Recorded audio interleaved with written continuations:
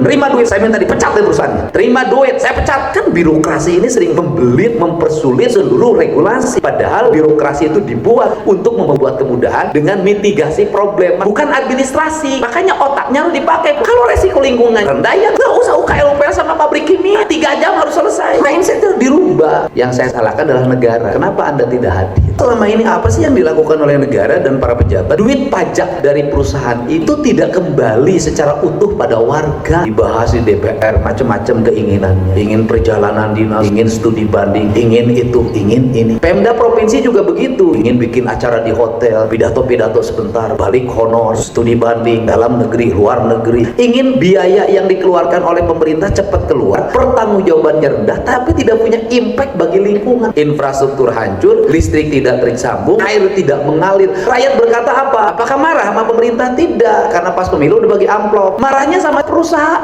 Mobil nabrak dikit ribut, ngasih proposal buat Agustusan tidak dikasih, di demo. Jadi kalau ada desa bikin proposal, dana desanya berarti tidak berfungsi dengan baik. Bantuan keuangan desanya tidak berfungsi dengan baik. Sudah ada alokasinya kok. Perusahaan sudah bayar pajak, jangan dipajakin lagi. Mulai besok Anda nggak boleh lagi. Kenapa? Duit Provinsi Jawa Barat untuk bangun jalan cukup, nggak usah disumbang lagi oleh perusahaan. Harga diri itu. Apa tidak malu pemerintah? Jalan yang menjadi kewajiban dirinya dibantu oleh perusahaan, sedang perusahaan udah bayar pajak. Di mana harga diri kita? Artinya sekolah kita yang tinggi, yang sampai gelarnya tinggi, ngatur duit saja tidak bisa, kalah sama ibu saya. Bisa ngatur duit di rumah mesti nggak sekolah. Anda semua meminta birokrat bersih, tapi di perusahaan juga manajemen personalia yang menerima karyawan dan menerima duit, saya minta dipecat dari perusahaannya. Gak mau saya. Di pabrik itu bayar pajak setiap tahun triliunan, ratusan miliar, tapi desa tempat pabrik itu tidak ada air bersih, rakyatnya miskin, tidak sekolah, rumahnya kumuh. Pertanyaannya duit pajaknya kemana? Kan harus balik ke tempat dia berada. Perusahaan juga begitu kelakuannya. Giliran susah ke gubernur, giliran ada yang demo saya yang harus ngadepin. Pencemaran lingkungan kita harus jagain, infrastruktur saya harus bangunin. Giliran pajak, bayar pajaknya di tempat lain. Kan nggak bener juga. Bapak punya perusahaan besar di Jawa Barat, buang limbahnya di sini, pencemaran udaranya di sini, pencemaran airnya di sini, ambil air bawah tanahnya di sini, tiap hari lewatin infrastruktur di sini. Tapi kantor pusatnya di tempat lain,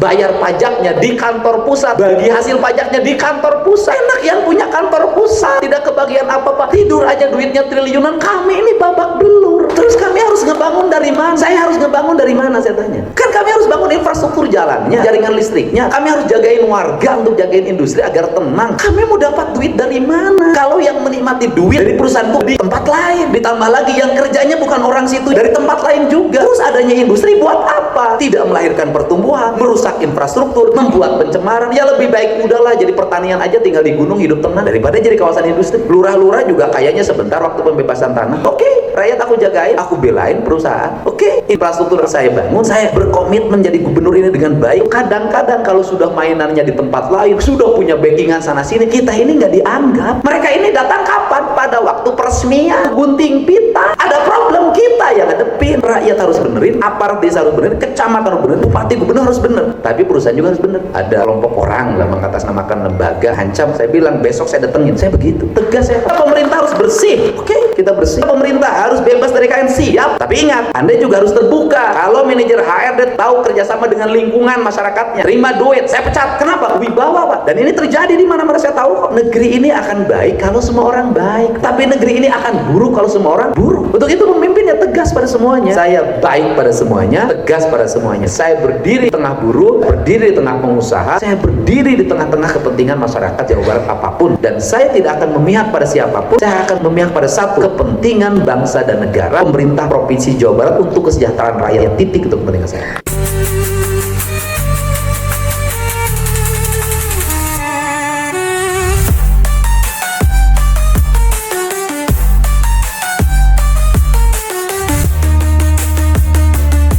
Provinsi Jawa Barat. Ada 2 peristiwa saya cerita. Peristiwa pertama adalah saya bertemu dengan perusahaan air mineral. Saya ini termasuk pelanggan tetap sejak dulu perusahaan air mineral itu. Saya tidak bermaksud mencari salah atau mencari apapun. Maksud saya adalah seluruh perusahaan harus berjalan dengan baik, tapi negara harus hadir. Di mana negara tidak hadir? Negara tidak hadirnya adalah ada perusahaan yang setiap hari mengangkut air mineral di seluruh provinsi Jawa Barat, termasuk salah satunya di Subang. Tetapi warga di sekitarnya tidak punya akses air. Saya tidak akan menyalahkan perusahaan karena perusahaan sudah bayar pajak. Yang saya salahkan adalah negara. Kenapa Anda tidak hadir? Apa yang mesti dilakukan negara terhadap hal ini? Duit pajak perusahaan air mineral itu sebagian besar harus untuk 3 hal. Pertama adalah membangun infrastruktur air bersih dan pertanian di seluruh areal perusahaan. Yang kedua, mereboisasi hutan sebagai sumber dari air. Yang ketiga, membangun infrastruktur jalan yang memadai. Kalau sudah seperti ini, maka apa yang akan dirasakan oleh warga? Warga akan berkata bahwa dengan adanya perusahaan air minum ini, saya setiap hari menikmati air minum gratis dari negara. Dengan adanya perusahaan air minum ini, sumber air semakin banyak. Dengan adanya perusahaan air minum ini, jalan yang dilewati semakin baik. Negara hadir. Kenapa selama ini apa sih yang dilakukan oleh negara dan para pejabat termasuk saya barangkali? Duit pajak dari perusahaan itu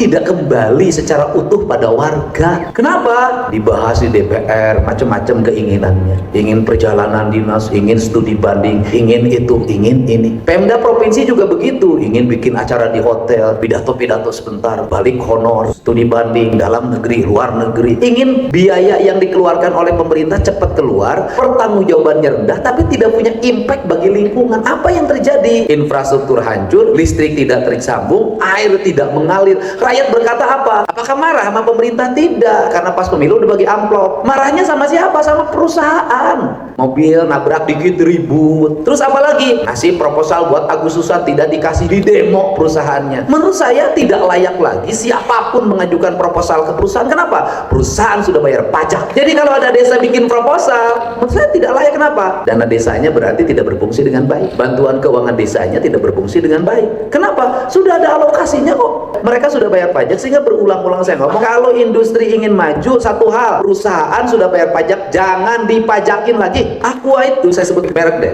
katanya setiap tahun 1 miliar ngasih bantuan ke Pemprov Jabar melalui vendor untuk bangun jalan. Mulai besok Anda nggak boleh lagi. Kenapa? Duit Provinsi Jawa Barat untuk bangun jalan cukup, nggak usah disumbang lagi oleh perusahaan. Harga diri itu. Apa tidak malu pemerintah? Jalan yang menjadi kewajiban dirinya dibantu oleh perusahaan, sedang perusahaan udah bayar pajak. Di mana harga diri kita? Artinya, sekolah kita yang tinggi-tinggi ini, yang sampai gelarnya tinggi, ngatur duit saja tidak bisa, kalah sama ibu saya, Ibu Karsiti. Bisa ngatur duit di rumah, mesti nggak sekolah. Ini kan penting.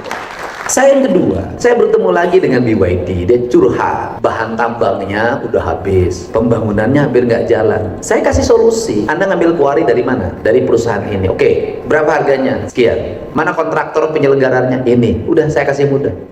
Bagaimana? Besok kumpul dengan saya jam 1, bikin MOU. Anda mobil dari sini ngakusin, Pak, akses tolnya bisa dibukain. Saya telepon di Rut Jasa Marga, Pak, walaupun akses tolnya belum dibuka, udah kita kasih jalan, nanti tinggal hitung berapa ritasenya, hitung oleh tol harus berapa bayar, oke masuk. Tidak ada masalah. Tapi ingat, saya bilang, Anda beli berapa? 600.000 meter kubik. Oke, saya hanya minta satu saja. Anda bayar pajak lebih dulu. Untuk apa? Saya ngomong pada warga, nih mobil gede boleh lewat, dia udah bayar pajak. Nanti habis mobil gede selesai, ini duit pajak aku bangunin jalan. Untuk itu, negara hadir untuk apa? Negara hadir itu untuk mengatur kedua-duanya. Investasi harus berjalan, SDM unggul harus lahir sebagai kelas menengah baru di industri. Kemudian apa lagi? Negara memberikan pelindungan pada rakyat. Bagaimana agar orang tidak ribut terus diupah? Negara hadir. Negara hadir di mana? Pendidikan gratis sampai SMA. Apalagi bangun transportasi publik yang mengkonektivitaskan antara rumah-rumah warga dengan sekolahnya, dengan industrinya, sehingga orang naik mobil-mobil itu dengan murah. Bagaimana caranya bikin angkot murah? Saya kasih solusi lagi. Saya mau tawarin nanti di Desember. Bagaimana? Sudah supir angkot itu kan ikut pada juragan, pada bos. Sopir truk itu kan ikut pada bos. Yang menikmati kan bosnya. Bos itu kan hidup dari sopir, disetorin. Caranya bagaimana? Udah, kita siapin truk yang kecil pengangkut bahan tambang. Kemudian mereka tuh siapa? Mereka yang hari ini menjadi sopir truk di bos itu, kita rubah mereka jadi pemilik mobil. Bagaimana caranya? Saya kerjasama dengan bank milik pemerintah provinsi udah mau. Udah, para sopir ini kita kasih mobil-mobil tanpa DP, kasih mobil nyopirin angkut barang. Akan lahir apa? Jalan awet, orang punya kemampuan ekonomi, akan lahir kelas menengah baru, asalnya kuli jadi tuan. Saya kan kasih solusi. Angkot bagaimana? Mobil listrik, udah kita ciptain. Dah, mobil listrik mana? Nanti ada perusahaan mobil listrik yang udah ngomong ke saya, Pak Deddy bisa nggak? Udah dah, nanti tanpa DP. Oke, tanpa DP. Sopir-sopir yang mengangkut pelajar, yang mengangkut karyawan itu, nanti mobilnya dibikin bagus-bagus. Jangan yang sekarang karyawan pabrik mobil nangis 70 tahun udah ganti. Nggak bisa. Mereka suruh pegang itu mobil, dia nyetorin sebulan sekali, dia nganterin karyawan, dia nganterin anak sekolah. Nggak usah kejar-kejaran, nggak usah kebutuhan. Walaupun nanti akan ada mental baru. Ini mental. Bagaimana mentalnya? Mobilnya pasti disuruh sama orang lagi distorin. Nanti pegang mobil ini disuruh lagi. Saya tahu satu angkot itu 4 supir. Kan ini mindset. Yang berikutnya apa lagi? Negara hadir lagi. Di mana? Infrastruktur. Listriknya harus mengalir, akses gasnya harus mengalir, kemudian juga jalan-jalannya harus berkualitas. Untuk apa? Melahirkan iklim investasi yang memadai. Sehingga ketika kawasan industri ketemu sama saya, problemnya apa? PLN, dirutnya saya telepon ya. Problemnya apa? Gas. Aku ngomong sama dirutnya, dengan Anda nggak usah bayar.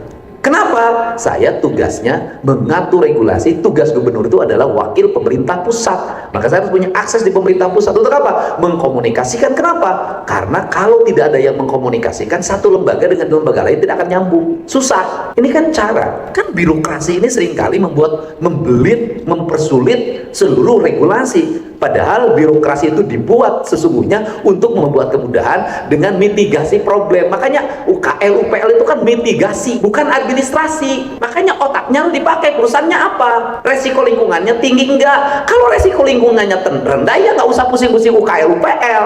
Orang bikin pabrik, apa pabriknya ngejahit baju, pasang kancing, nggak usah UKL, UPL sama pabrik kimia. 3 jam harus selesai. Kan udah tahu, buang ini ke sini, buang ini ke sini. Jangan disamain. Ngantri daftarnya harusnya dibikin kualifikasi. Ini perusahaan beresiko tinggi, ini beresiko menengah, ini beresiko sedang. Itu pabrik kimia, UKL, UPL-nya jangan sama lah aja dengan pabrik yang bikin kancing. Kan ini harus mindsetnya dirubah. Makanya gubernurnya sering aktif ke sini, teleponin menteri, teleponin dirjen. Banyak kok ada perusahaan yang hampir 2 jam waktunya waktu itu. Kalau tanda tangan dirjennya tidak keluar, perusahaan asingnya mau keluar sebagai pemegang ordernya, pemberi ordernya mau balik, saya bilang tunggu 2 jam, selesai bisa. Caranya bagaimana? Caranya gubernurnya mudah dihubungi, jangan protokoler, dan gubernurnya jangan punya istri. Udah. Loh, ini saya ngomong gubernurnya jangan punya istri penting loh. Kenapa? Pemimpin itu tidak boleh ada yang mengatur dirinya, dan tidak boleh ada yang mempengaruhi psikologinya sehingga membuat kegundahan bagi dirinya. Itu pemimpin. Orang kalau tahu sejarah politik dan kebudayaan, silahkan baca tentang dinasti di Cina, dinasti di Tiongkok zaman dulu. Raja itu tidurnya sendiri segini.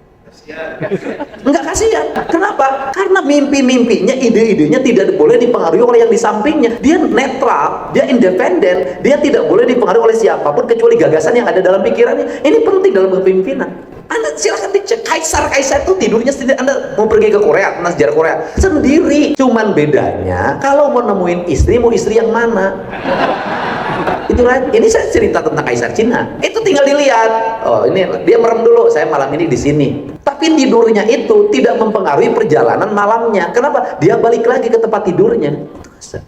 Kenapa?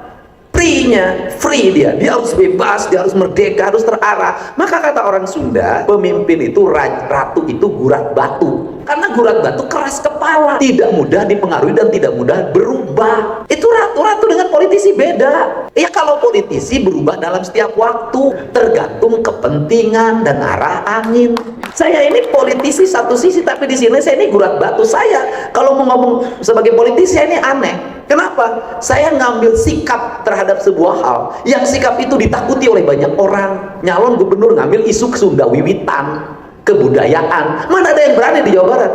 Tapi saya punya keyakinan bahwa gagasan ini akan menjadi gagasan besar bagi sebuah kemajuan. Itulah raja, itulah ratu. Kalau politisi enggak, tergantung netizen kesini. Kalau saya enggak, ditentang sama netizen silahkan. Tapi gagasan saya akan saya yakinkan bahwa besok gagasan yang benar. Itu pemimpin. Dan besok baru, oh nya benernya, orang makareknya, oh maksudnya kadinya. Pemimpin itu harus merubah mindset publik, bukan pemimpin diatur oleh mindset publik. Beda. Nah, untuk itu negara hadir di situ. Di mana lagi negara hadir? Jaminan kesehatan warga. Kenapa? Untuk menjamin agar warga itu stabil, tetap di rumahnya, tidak marah. Jaminan lagi, pajak harus diatur distribusinya. Saya sudah minta kepala Bapeda, coba keluarin data desa-desa yang dekat pabrik. Kenapa? 2026 akan menjadi prioritas kerja gubernur. Kenapa? Gak mau saya di pabrik itu bayar pajak setiap tahun triliunan, ratusan miliar, tapi desa tempat pabrik itu tidak ada air bersih, rakyatnya miskin, tidak sekolah, rumahnya kumuh. pertanyaannya duit pajaknya kemana? Kan harus balik ke siapa? Ke tempat dia berada. Makanya saya nggak setuju. Cuman para pengusaha juga, perusahaan juga begitu kelakuannya. Giliran susah ke gubernur, giliran ada yang demo saya yang harus ngadepin. Pencemaran lingkungan kita harus jagain, infrastruktur saya harus bangunin. Giliran pajak, bayar pajaknya di tempat lain. Kan nggak bener juga, Pak. Bapak punya perusahaan besar di Jawa Barat. Buang limbahnya di sini, pencemaran udaranya di sini, pencemaran airnya di sini, ngambil air bawah tanahnya di sini, tiap hari lewatin infrastruktur di sini. Tapi kantor pusatnya di tempat lain, bayar pajaknya di kantor pusat, bagi hasil pajaknya di kantor pusat. Enak yang punya kantor pusat, tidak kebagian apa-apa, tidur aja duitnya triliunan. Kami ini babak belur. Terus kami harus ngebangun dari mana? Saya harus ngebangun dari mana, saya tanya. Kan kami harus bangun infrastruktur jalannya, kami harus basah jaringan listriknya, kami harus jagain warga untuk jagain industri agar tenang. Kami mau dapat duit dari mana? Kalau yang menikmati duit dari perusahaan itu adalah di tempat lain.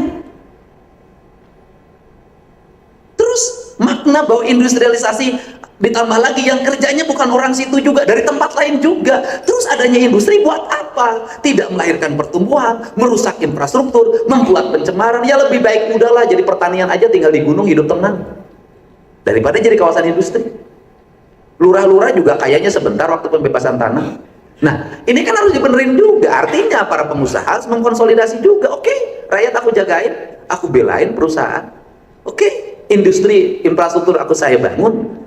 Saya berkomitmen menjadi gubernur ini dengan baik, melayani industrialisasi dengan baik. Saya bersedia mewakafkan diri dengan baik. Tapi pengusaha juga harus menghargai. Pada siapa? Pada tokoh-tokoh lokal yang ada di situ. Kadang-kadang kalau sudah mainannya di tempat lain, sudah punya backingan sana sini, kita ini nggak dianggap. Mereka ini datang kapan? Pada waktu peresmian. Mereka itu datang kapan? Pada waktu gunting pita. Ada problem kita yang ngadepin, tapi pada ribut gini-gini sama mereka, bukan sama kita. Kadang-kadang kan itu problem industri. Karena saya ini orang yang ingin meluruskan semuanya. Rakyat harus benerin, aparat desa harus benerin, kecamatan harus benerin, bupati gubernur harus bener, tapi perusahaan juga harus bener. Contoh, ini Pemprov udah bener nih, nyari kerja kita terbuka dong, nyari gawe, nggak usah ngantri-ngantri, nggak usah lagi orang bawa map demo-demo di pabrik. Saya tadi telepon pabrik yang ngadu pada saya, ada kelompok orang lah mengatasnamakan lembaga, ngancam. Saya bilang besok saya datengin. Saya begitu. Tapi perusahaan juga benerin dong manajemen HRD dan lingkungannya. Jangan ikut calon tenaga kerja. Dan terbuka sama kita ketika dibuka nyari gawe, ikut dong daftar.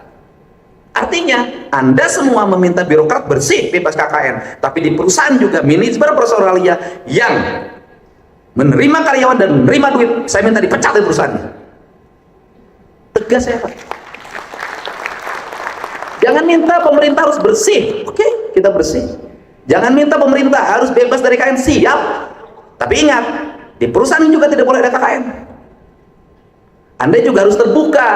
Lowongan kerjanya sekian, rekrutmen tanpa biaya, dan umumin. Kalau manajer HRD tahu kerjasama dengan lingkungan masyarakatnya, terima duit, saya pecat. Kenapa? Wibawa, Pak. Dan ini terjadi di mana-mana, saya tahu kok. Nah, artinya negeri ini akan baik kalau semua orang baik, Pak. Tapi negeri ini akan buruk kalau semua orang buruk. Tapi kalau semua orang buruk jadi baik. Saya kan tidak tahu. Satu orang makan pete bau, satu keluarga makan pete nggak bau. Saya jadi gubernur tidak peduli, nyaman. Tidak akan lagi paduli lah, rek mobil truk dibalik, rek jalan butut, yang penting aing bisa pelesir ke luar negeri, ada masalah. Terus saya dapat tunjangan, bahkan kalau mau dimanfaatin biaya operasional saya cukup untuk saya jalan-jalan ke luar negeri, nggak usah dibagiin ke warga. Tapi karena sayanya mungkin tiap hari mikirnya itu, ya sayanya jadi nggak enak. Kenapa? Karena saya nggak mau lingkungan seperti itu, kan begitu, Pak. Nah untuk itu ya saya mau tegas pada siapapun. Saya banyak juga manajer HRD yang suka ngutipin duit. personalia yang kerjasama sama lingkungan, 4 juta, 10 juta, tahu saya. Nah, sehingga penegakannya susah. Nah, untuk itu, mari kita bersama membangun investasi yang kenapa? Saya tahu investasi itu standarnya adalah bebas KKN. Saya tahu negara-negara yang selama berdirinya industri itu nggak pernah ngasih uang apapun, saya tahu, saya paham. Tahu, mereka yang penting ketentuan pemerintah sekian saya bayar, ketentuan pemerintah sekian saya bayar, nggak usah tawar-tawar. Ada negara seperti itu, saya sebutin Jepang. Ini kan penting. Nah, untuk itu kita udah lah Bu Vindo semua, udah Pemprov Jabar hari ini akan hidup di tengah-tengah warga, hidup di tengah-tengah investasi. Kita bantu investasi. Kita juga lagi mikirin gimana caranya membuka tanah, kemudian tanah itu dikerjasamakan dengan Pemprov, kemudian menjadi kawasan industri yang murah. Saya lagi mikir itu. Setelah itu kita bangun fasilitas listriknya, terus air bersihnya. Ketika industri masuk di situ sudah ada, nggak usah lagi. Di Indonesia ini kan kasihan Pak, kalau ada pembangun kawasan itu, kawasannya harus mikir ngakses listrik, kawasan mikir ngakses air bersih, kawasan mikir ngakses gas. Harusnya kan itu negara yang langsung nyiapin. Tapi sudahlah, terlepas dari itu semua, investasi tetap hadir. Kenapa investasi penting? Mau kerja di mana rakyat kalau nggak ada investasi? Mau kerja di Pemda? Nggak cukup. Harus ada kerjaan, multiplier efeknya tumbuh. Nah, untuk itu saya berharap mudah-mudahan spirit ini menjadi spirit Jawa Barat. Dan saya berharap Jawa Barat tetap menjadi provinsi yang terbaik layanan investasinya dan diminati investasi yang paling tinggi di Indonesia, dan itu benar. Saya ini hidup ngalamin jadi tukang nyangkul, ngalamin jadi tukang ngangon domba, ngalamin tukang kayu bakar, ngalamin jadi tukang nyari jamur di hutan, ngalamin jadi pedagang rokok, ngalamin jadi pedagang es, ngalamin jadi tukang ojek, ngalamin jadi aktivis serikat pekerja seluruh Indonesia tidur di kantor, ngalamin jadi karyawan kontrak perusahaan. Saya ngalamin. Saya boleh cerita nih, ada Pak Liaman dulu. Saya tuh nggak tahu, saya tuh punya intuisi yang sering orang mungkin ke saya agak di Pemda saja. Saya tuh waktu beberapa bulan yang lalu ngomong, saya bilang dana pemerintah di Desember akhir harus nol. Tapi ada yang nyampein ke saya, salah satu pejabat, nggak bisa Pak, harus ada tersisa. Ternyata Pemprov Jabar itu kebiasaannya silpanya 1,7 triliun per tahun. Dia bilang nggak bisa, nanti harus nol. Kenapa? Keseimbangan. Oke, kalau nggak nol ya minimal maksimal 20 lah sisanya. Hari ini baru terasa bahwa ini penting, gitu loh. Bahwa ini loh logika publiknya. Kenapa? Anda nyimpen uang di bank jadi silpa, padahal itu uang pajak yang harus balik. Dan baliknya itu tidak boleh juga hanya sekedar balik diserap, harus belanja modal. Belanja modal pun apa yang menjadi kebutuhan dasar pembangunan publik itu. Makanya saya tiap hari nanya, hari ini berapa, besok ada berapa. Mulai besok itu alur kas itu akan diumumkan lewat media sosial. Hari ini masuk berapa, keluar berapa, bayarnya buat apa aja. Saya pengen transparan kok, semua orang harus tahu. Dan semua kelembagaan harus melakukan itu kalau ingin maju. Jadi Indonesia ini nih, Jawa Barat, kita ini hal-hal yang sederhana dibikin jadi rumit. Ini sederhana. Kalau saya udah kayak gini pemerintah, saya jarang rapat kok. Kalau kata Ibu Ketua tadi, sibuk nggak? Saya mau menyibukkan diri dan pura-pura sibuk. Gubernur sibuknya apa? Nggak ada. So, gubernur sibuknya apa? Saya mau nggak bikin pertanggungjawaban. Tukang ngetik ada, ya kan? Yang rapat anggaran kepala Bapeda, yang bagian pendapatan kepala Bapenda. Gubernur sibuk naon? Pura-pura sibuk, asap pang sibuk. Wah gawe. Makanya saya kata orang sibuk, enggak, saya paling gini masih bisa berolahraga, saya masih bisa naik sepeda, saya masih bisa ngontrol sawah, HP saya masih nanya kene nyemprot tuh kayak gimana. Saya enggak, kenapa? Semua sudah dikerjakan oleh staf. Tugas gubernur mah satu, mikir. Karena judulnya juga kepala, hari kepala mah pakai hulu. Gitu loh, gubernur kepala daerah, berarti saya menggunakan kehidupan ini memimpin dengan kepala. Karena saya dengan kepala, maka kepala saya harus lebih daripada seluruh pegawai saya. Jangan jadi gubernur lebih bodoh dari pegawainya. Ripuh atau iro.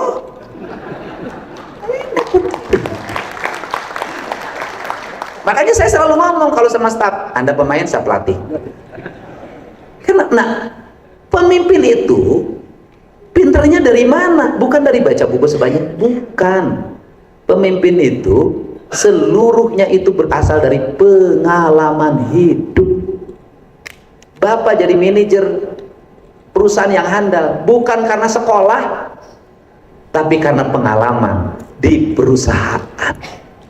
Ngerti dari awal, ini dari ini ngerti, bahasa Sunda yang cocopet. Karena pengalaman. Untuk itu kata orang Sunda, pemimpin teh harus legok tapak genteng kadek. Apa artinya? Dia memiliki pengalaman yang cukup dalam kepemimpinannya. Makanya itu perlunya tahapan hidup. Makanya saya ngerti urusan DPRD kabupatennya. Oh, mantan anggota DPRD, wakil ketua komisi DPRD. Kemudian jadi wakil bupati pernah, jadi bupati pernah. Begitu. Kemudian jadi apa lagi? Sekarang jadi anggota DPR RI pernah, kerja di pabrik pernah, tukang tani pernah, ngurus ikan pernah, ngurus hutan pernah, jadi gubernur sekarang, jadi duda pernah. Jadi saya akan bisa merasakan derita duda dan janda karena saya pelakunya. Tetapi namanya kepala itu satu kuncinya, Pak. Agar tidak ngantuk jangan terlalu banyak makan. Karena kepala nggak boleh terlalu banyak makan. Nah, untuk saya nggak boleh terlalu banyak makan. Saya makan sehari sekali. Nggak boleh, kenapa? Agar mata saya tidak ngantuk. Kenapa? Saya ini kepala. Karena problematika perut itu nanti di kepala. Kenapa? Perut yang terlalu penuh, kepala yang pusing. Perut yang terlalu penuh, kepala yang ngantuk. Kepala.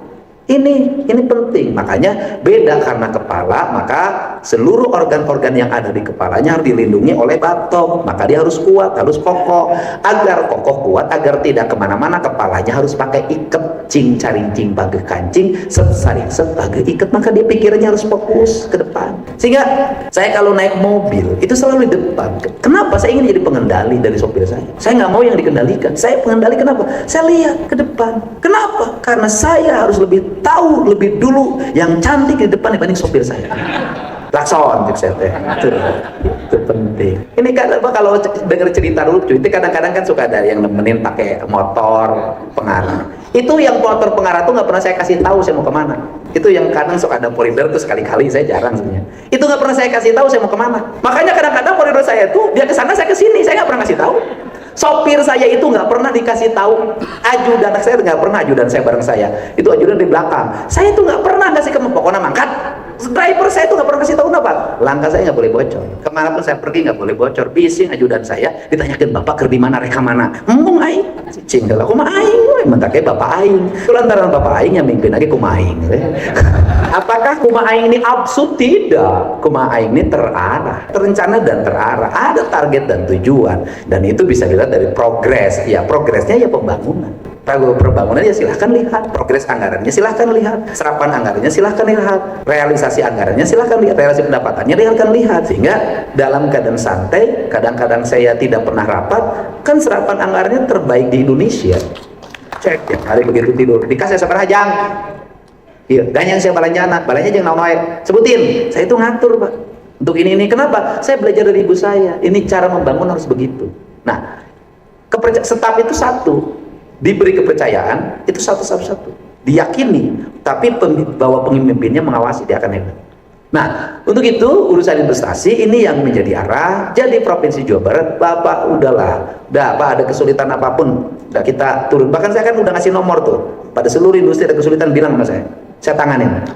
Dan saya ajak Bupati Wali Kota untuk satu pikiran yang sama. Saya akan ajak kepala desa pikirannya sama. Kenapa? Kita nggak bisa nyiapin lapangan kerja berat yang banyak. Maka industri harus dilindungi oleh kita, regulasinya harus dilindungi. Dan nggak boleh saya bilang kayak kejadian saya tadi. Mungkin ini harus dikoreksi. Ada perusahaan bayar air, pajaknya bayar 3. 1 bayar ke PDAM, 2 bayar ke perusahaan BUMN, yang ketiga bayar pajak. Saya bilang nggak boleh begini. 1 aja bayar. Nah kan gini, kita ingin terbangun citra bahwa di Indonesia ini, di Jawa Barat ini ada kepastian. Karena ada kepastian, maka setiap orang boleh datang ke sini, berusaha di sini mencapai tujuan yang sama. Semoga seluruh regulasi investasi di Jawa Barat berjalan dengan baik, dan tugas pemerintah ini agar regulasi industri dengan baik apa? Memberikan perlindungan kepada masyarakat dengan memberikan jaminan bagi seluruh rakyat. Saya berikan jaminan nggak main-main, Pak. Di rumah saya tuh tiap hari 150 orang, Pak. BPJS-nya belum dibayar, lunasin. Sekolahnya sekolah. Saya ingin satu aja. Saya tidak mau ada warga Jabar meninggal, negara tidak hadir untuk mengobati. Karena itu dosa besar menurut saya. Betul. Saya nggak mau. Kalau itu komitmen saya nggak mau ada warga Jabar meninggal di rumah sakit, kemudian pulangnya itu keluarganya harus membayar. Saya nggak mau. Sudah kehilangan nyawa, harus juga kehilangan kekayaan yang itu bisa dipakai untuk anak-anaknya. Saya nggak mau. Negara harus hadir. Hari ini boleh Pak Asisten. Ini kadang-kadang sikap mental harus diperbaiki. Orang Sunda ini, perempuan yang harus dibenerin, nggak boleh gini. Mudah sekali tergoda. Digoda sama saya susah.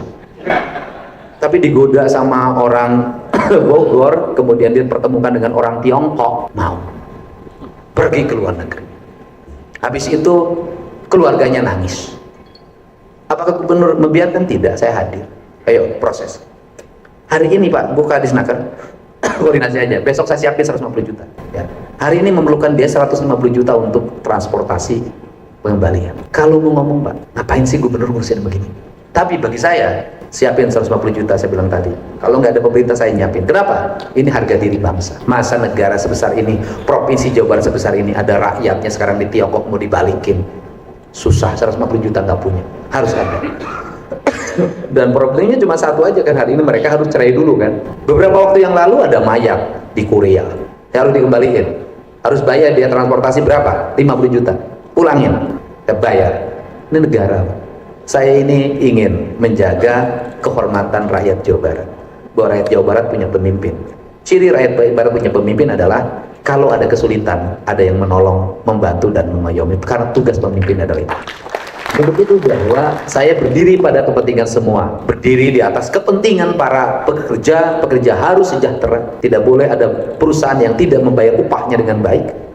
Dan yang paling menarik itu justru problematika buruh itu justru terjadi padahal yang tidak pernah disoroti, yang tidak mendapat pelindungan, jaminan kesehatan, jaminan hari tua, jaminan kecelakaan kerja siapa sih? Justru itu pada kuli-kuli pertambangan. Tapi pernah ada yang demo nggak? Pernah nggak berdemonstrasi menentang terhadap para kuli-kuli pertambangan yang tidak dikasih jaminan kesejahteraan? Jamin nggak ada. Mereka meninggal, ya meninggal. Mereka amruk. Saya kan ngalamin. Ada kuli pertambangan di Cirebon, gunungnya roboh. 6 bulan yang lalu saya anggota DPR udah ngingetin, jangan diterusin, saya ini bahaya. Roboh juga perusahaannya, nggak ngasih. Ayo Allah, pemerintah yang hadir lagi untuk jaminin anak-anaknya. Bayangin loh Pak. Tapi di Indonesia ini aneh. Sama orang yang melanggar, sama kelompok yang melanggar, sama pengusaha yang memperkaya diri dan mempekerjakan orang tanpa mempertimbangkan aspek kemanusiaan dan kesejahteraan, tidak pernah diprotes. Tapi sama industri kadang-kadang yang sudah bayar pajak, taat regulasi, tapi caci makinya luar biasa. Ini Indonesia ini aneh. Makanya hari ini saya mulai geser. Pertambangan saya tata, saya audit. Auditnya 4 saya bilang. 1 audit lingkungan, 2 audit transporter, 3 audit pertambangannya, 4 audit kesejahteraan. Saya atur nanti. Kenapa? Nggak boleh ada perbudakan di Jawa Barat. Ini penting. Untuk itu pemimpinnya tegas pada semuanya. Saya baik pada semuanya, tegas pada semuanya. Saya berdiri di tengah buruh, saya berdiri di tengah pengusaha, saya berdiri di tengah-tengah kepentingan masyarakat Jawa Barat apapun. Dan saya tidak akan memihak pada siapapun. Saya akan memihak pada satu, kepentingan bangsa dan negara, kepentingan pemerintah Provinsi Jawa Barat untuk kesejahteraan rakyat, titik, itu kepentingan saya. Nah, bagi para WNA yang hari ini ada di Jawa Barat, yang memiliki konektivitas terhadap investasi, baik dari Tiongkok, dari Korea Selatan, dari Jepang, dari India, dari Singapura, dari berbagai belahan dunia lainnya, berinvestasilah di Jawa Barat. Semoga saja untuk membuka mata dunia tentang investasi, suatu saat saya bisa mendapatkan calon istri WNA. Iya kan, mau Korea, kayak mau Jepang, mau mana aja lah, mau Malaysia nggak apa-apa. Sebagai bentuk apa? Bentuk harmoni pada dunia, bahwa investasi di Jawa Barat ini sangat terbuka untuk siapapun. Jangankan investasi calon istri pun saya terbuka dari WNA. Biar senyum Pak dengan saya itu kadang naik emosi, kadang bisa tertawa, kadang bisa menangis, karena itulah hidup. Hidup itu akan bahagia karena kalau ada emosi, ada tertawa, ada menangis, dan tugas pemimpin itu adalah menjadi orkestrasi di antara seluruh emosi itu, dan dia harus mengelola dengan baik. Semoga sehat, mudah-mudahan Asosiasi Pengusaha Indonesia itu menjadi garda terdepan dalam melakukan orkestrasi terhadap investasi di Jawa Barat, memanage urusan perburuhan di Jawa Barat, dan kita semua harus menyadari bahwa investasi hanya akan berjalan dengan 3 komponen. 1, negara yang mengatur regulasi dengan murah dan cepat. 2, pengusaha yang memiliki modal yang murah. Yang ketiga adalah para pekerja yang memiliki SDM yang tangguh. Dengan kekuatan itu kita akan bisa mewujudkan hubungan industrial yang berpancasila, sejahtera dan istimewa. Wallahu muwaffiq ila aqwamit thoriq. Assalamualaikum warahmatullahi wabarakatuh. Salam